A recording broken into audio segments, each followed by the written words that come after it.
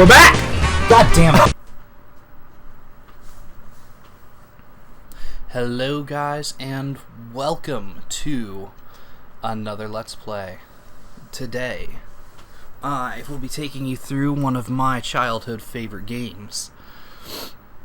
I felt like, especially after completing a game as, frankly, pretty dang bad as Jimmy Neutron, we needed a little bit of a breath mint, as it were. You know, a palate cleanser, something to get us off that bad taste in our mouth from that game. So I thought, how about I pull up a good example of a 3D platformer? Hence Toy Story 2. Widely regarded as one of the best in the genre, at least for the time. And still holds up today. I do have to warn you though, I've never played this version. This is the N64 version. Oh, that's funny. Okay, there we go. I've never played it before, at least this particular version. I grew up on the PC version, and I also played the Dreamcast version fairly recently. And let's check it out. Oh yeah. I don't expect this to be much different. Oh, also, I have the PS1 version and have played it. Ooh, Rumble Pack compatible. I do not have one of those, so I won't be doing that. So I guess I'm playing without Rumble, which is fine. Oh, the cutscenes are pictures! Oh. Oh my gosh.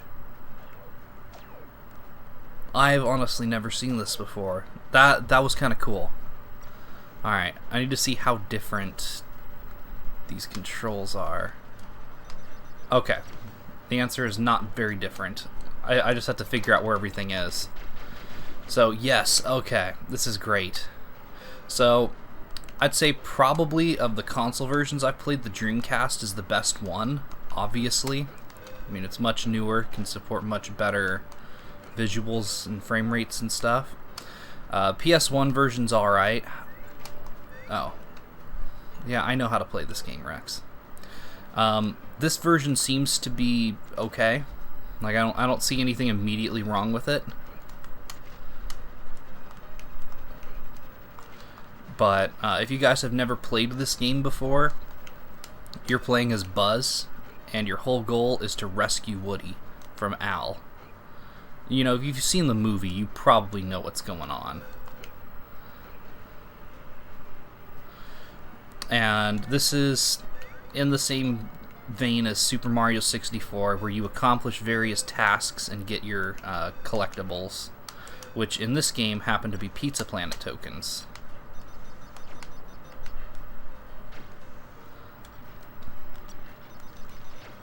And yeah, actually the controls in this make a lot of sense, so I'm very glad for that. Alright, we're gonna go that way later. I do have to make a confession. As familiar with this game as I am, I don't think I've ever actually 100%ed it. And more on that, I don't know that I've ever, like, beaten the final boss and, like, technically finished the game. I've just played through a ton of the levels a ton of times and had a ton of fun. Alright, let's go ahead and race RC. Alright. So Buzz and Toy Story in general, I love them. Toy Story was the first movie I ever saw in theaters. Now, you gotta understand, when it came out I think I was 2 years old, so I don't really remember it, but it was the first movie my dad ever took me to go see with him. And because of that, the original Toy Story holds a very special place in my heart. And every one of the Toy Story movies has been fantastic, phenomenal, cannot give them enough praise, etc. And as a kid, being able to actually play Toy Story 2 was pretty cool. Because, you know, I get to be Buzz. That and this game's pretty good. So those are the collectibles I was talking about, Pizza Planet tokens. And we're going to keep on playing because we've got more to collect. But you go through, you get all these things. As a kid, I could really only do a couple of them, and it always felt like a big accomplishment anytime I got a Pizza Planet token. Like, I think for the longest time, I only had this racing one that I just got. The one for collecting 50 coins. I know I had at least one more. Oh, and I beat the boss of the level. And those are the only ones I had for the longest time. I couldn't figure out how to do some of the more complicated ones. But slowly by slowly over the years, I figured out how to unlock more and more of them. And everything was cool. Now that green thing, that green polygon I picked up is actually an upgrade to your laser. Oh, wow, that was scary. Okay. And you know, before when I charged my laser, the green makes it so your laser is that powerful all the time. So now I can one-shot most enemies, if not like two-shot them. You'll see in a lot of the later stages they become laser sponges. And it gets a little annoying, but it's definitely manageable. And this game is built in such a way where none of the challenges are really unfair. Like, if you keep at things for long enough, you will eventually get them. And hey, look at that, my first sheep. Whee! I gotta say, I'm honestly surprised this N64 version's not, like, lagging like crazy. Although I will say the music is completely wrong here. This isn't the music this stage should have. None of the other versions have this tune. All the other versions, they only have the main You Got a Friend in Me theme at the title menu, which this game also does. So I'm wondering if it's one of those where it has very limited MIDI music arrangements due to it being on a cartridge. We'll have to see. But the compositions in this game, they're pretty good. They're definitely not, they don't match up to the movie or anything, but they're pretty good. So remember I said we would come up here later, and this is where we fight the robot. Now, this robot used to scare the heck out of me as a kid. Look at his face. He's so mean. And you can only, combined with that, you can only hit him certain times. Oop. And if he touches you, you get hurt. But yeah, look how powerful that green laser is. I took out a ton. When I was a kid, I did it without the green laser. Just like shooting at him. Okay, that's how you do that. But yeah, with the green laser, he only takes 3 hits. I think even with the charge shot, he takes like 5 hits. But with the regular laser, oh my gosh, he takes a ton of hits. But yeah, look at that. He dead. And that's our second token. And it might seem like I'm just breezing through this, but believe me, I will get slowed down at some of the later levels. There's one level I absolutely hate later on called Alleys and Gullies or something like that. And it's a rain level, which already is not a good sign. But on top of that, it's... Oh, I missed. But on top of that, it's just really annoying. And this is also the type of game where you have to come back with the abilities that you unlock to do things later in the game. And Alleys and Gullies, you can only get like 2 tokens the first time you visit. And there's always 5 in a level. So you have to come back. Like, there is no choice. And it sucks. That level really sucks. I don't like it. Oh, that's mean. Okay. Luckily, my instincts in this game are pretty strong. And even if it doesn't sound like the other versions, it does at least play like them. So I'm figuring out everything pretty quickly. Seems like most of the differences between the other versions and this one are cosmetic, because Buzz still controls how I expect him to. So I am a little relieved. I got this N64 version of Toy Story 2 from GameStop for $5.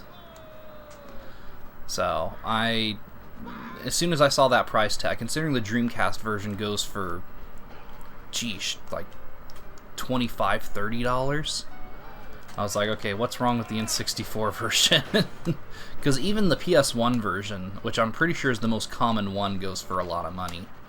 I have 2 copies of the PC version. One is my original childhood copy. Okay, that's it. So yeah, another thing you can do is this wing spin move, which if you charge it up, he does this. And believe it or not, you actually have to do that to damage certain enemies. It can also deflect certain projectiles, so it is kind of handy. It's definitely not what you should be choosing to do. Oh, look at that. We can go see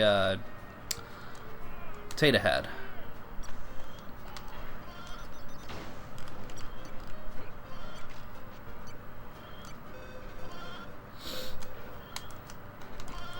Alright.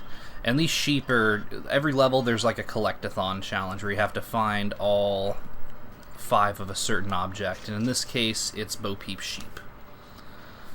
Because she doesn't come with us on the journey. Oh, but look, I can go visit Ham, too. And here's Ham on the couch. Alright. I'm glad they got the actual voice actor for Ham in, because he's cool. I really like Ham's voice. And every level, there's also a hidden Pizza Planet token that you just have to find by platforming. And that's what we're going to do next. Because it'll be a little bit before we have the other Bo Peep sheep. I don't need to keep collecting coins. Why am I doing that? Don't touch the slime.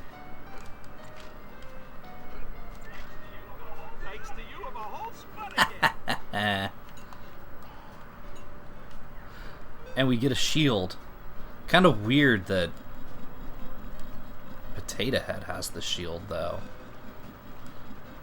And this may seem super situational, and that's because it is. I don't remember any other time in the game where this shield comes in handy. But most of his other power-ups, you actually end up using multiple times. So don't worry about that.